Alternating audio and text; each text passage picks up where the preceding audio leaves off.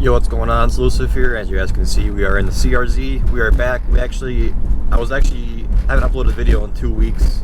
It's been a little while. I've been away from work, a bunch of different stuff. But yeah, but we're back now, so more consistent uploads for the time being. But yeah, sorry about that. We were kind of away. I was away for work and a few other things. But as you guys can see, we're in the CRZ today, so we're talking about something with the CRZ. So today I kind of want to give my opinion on the modifying scene for the CRZ. As you guys know, I did just buy my CRZ a few months ago. So I haven't owned it for a ridiculous long time, but I've owned it for long enough to kind of find out what you can all do to your CRZ and is it really all worth it. So I have a automatic CRZ. So in my case, there isn't a whole lot you can really modify on these things. I'll be honest. A lot of the things you can do isn't going to make any sort of difference. So a lot of people will opt into buying a manual CRZ to modify it. And with that, I say, yeah, you definitely should. The automatics, like I said, the automatic kind of sucks. I kind of opted for this because I was getting antsy. And like I said, don't ever do that when you're looking for something. Always make the best decision you can. But if I were to do it again, I would wait for a manual. The automatic, the CVT transmission in general, it can't handle any power. So the CRZ factory makes like 130 horsepower, something around there, and it can barely hold that. So I recommend not modifying a automatic. I'll put that in the beginning. I recommend not modifying power-wise. You can wide body a fucking automatic all you want, but in terms of like power-wise, it's really not worth it unless you are planning to manual swap it, all that, which again is another ridiculous price. So it's not going to be cheap. The other thing I want to mention is modifying a CRZ to me is like a total project, because with what it is, the only thing you can really do to add power to the factory engine and factory manual. So when I talk about this, I'm gonna talk about adding power to a manual, because adding power to an automatic to me seems really stupid. So in terms of adding power to a manual, you kind of have two options, and they're not really like cheap options. Well, I guess you got three options. You can just do basic bolt-ons. You can get a header and a catback exhaust. You can get an intake. And that's really all you can do when it comes to like the factory stuff without spending a ridiculous amount of money. And that'll probably put you at 150 horsepower, maybe with a tune, maybe. But other than that, in terms of power, you're not going to be looking like a whole lot. Now, yes, these cars are really light. Yes, it's a hybrid, all that stuff. The other two things you can do is you can add a supercharger kit. Now, Honda actually made a factory supercharger kit for this car. And when I found that out, it kind of was a game changer.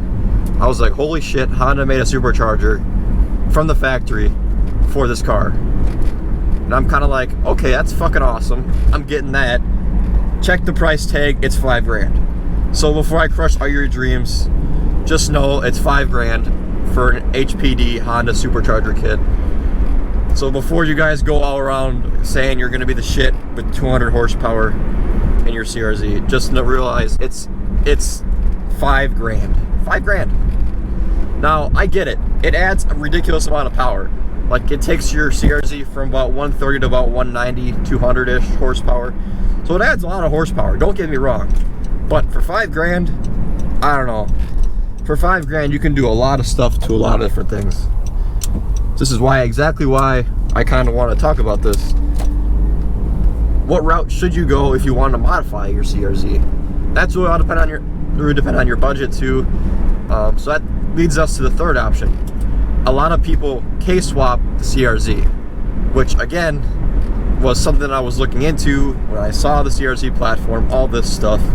Again, don't be getting antsy like, oh, it's not gonna be that expensive, I just gotta buy an engine, trans. Yeah, no, you're wrong. Just throw out the window. It's gonna be a lot more than a supercharger kit too. Let alone even if you have the engine and trans, it still is really expensive.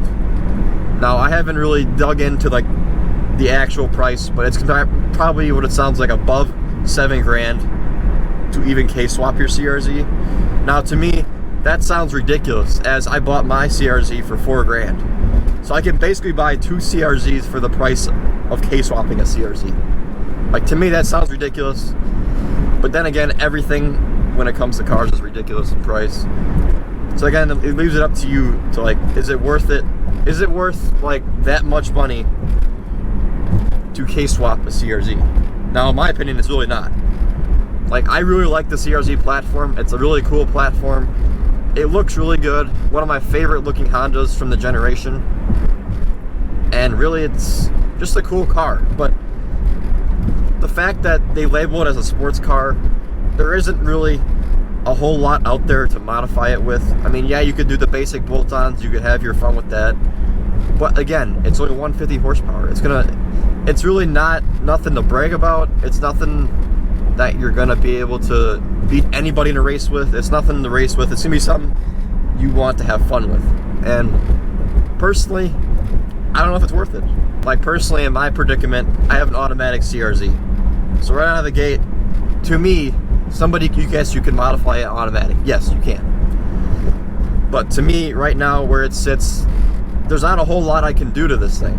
Like, I could do a ridiculous wide body. I could get a body kit for it. I could do all of that. But is it really worth it? I don't know. To me, no. I would like to get... So, when it comes down to it, my goal right now is to buy a manual CRZ. But, as is right now, I have too many fucking cars on my hand, and there's a whole lot of going on. But like I said, this car is a really good daily. I've been dailying it and taking it for longer rides for a while now. And it's a really good car, don't get me wrong. It's got its ups and downs, but the modifying scene, I feel like, especially for an automatic, it's just not there. If it came with a different like say this thing came with like a dual stage clutch transmission, like hell yeah, like this thing would be super cool to modify. But really, the CVT limits this thing too. It just makes this thing kind of piss poor to drive, personal opinion. But modifying a manual of any kind is always the better route, obviously. So yeah, that's kind of what I was thinking about. When I bought this thing, I wasn't really thinking about modifying it. As I mentioned in the beginning, I wasn't like, oh, I'm gonna modify this thing, make 200 horsepower, all that. But when I kind of dove into it, I kind of found out that it's got a factory supercharger kit, it's got all this and that. And then I kind of looked at the price point. I was like, is it really worth 5 grand to spend on a supercharger kit for a car that only is gonna make 200 horsepower? And to me, it didn't justify it enough to me to go ahead and buy, like, sell this and buy a manual CRZ right away to go get it. Because I know it's just not going to be, I don't know. Will I do it in the future? I don't know.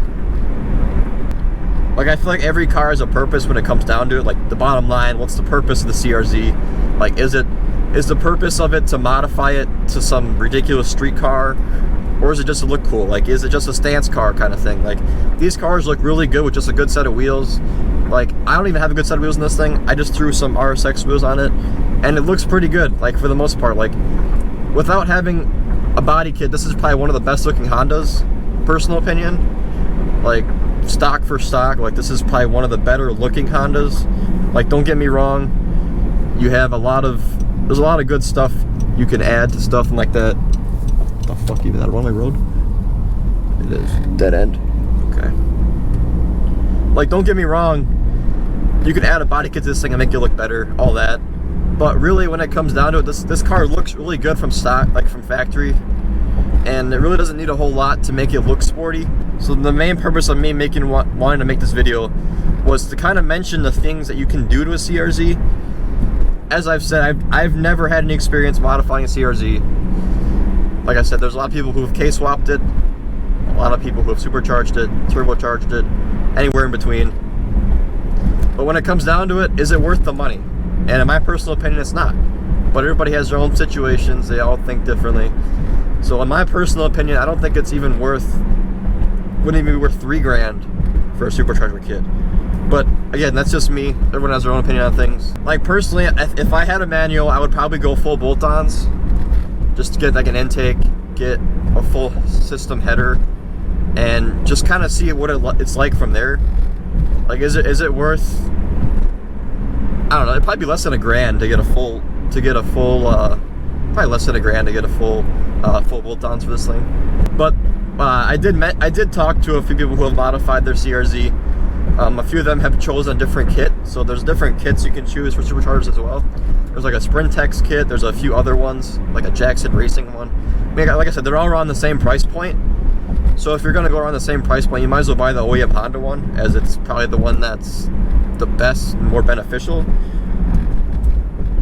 But there are a few people who have mentioned different kits to me, and they all kind of work around the same, the same thing. But when it comes down to it, they all have a fucking blast in the 200 horsepower that comes with the supercharger kit. So it really comes down to the bottom line of how much do you want to pay to make 200 horsepower. I don't know, man. I think a Kswap CRZ would be awesome, but for the price point, it's just, is it worth it? I don't know. Woo, we got the hillies today.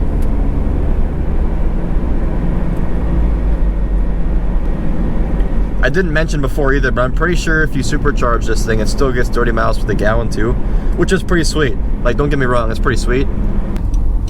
So I hope this video helped you guys a little bit in trying to decipher if it's worth modifying a Honda CRZ. Like I said, personal take, if you are going to modify, I would recommend getting the manual, as it can actually hold power, if you plan on keeping it, obviously that is. But really, in my opinion, in terms of automatic, it's just not worth it. That's just me. Again, you guys can do whatever you want. It's a free country out there, free world out there. You guys can do whatever you want to your cars. This is just my personal opinion. If you guys have modified your CRZ, be sure to leave your tips, your experiences in the comments, so me and everybody else can get the feel for, is it really worth it to somebody who has one, as I'm talking from somebody who does not have one. So I appreciate you guys checking out the video, and we'll see you guys next CRZ video. Have a good one. Peace. They tell me that I'm never gonna make it. They want me to do something that could make sense. They hate when I keep dreaming I'll be famous, but I don't give a fuck, I'ma keep chasing. I got all this potential that's deep inside of me.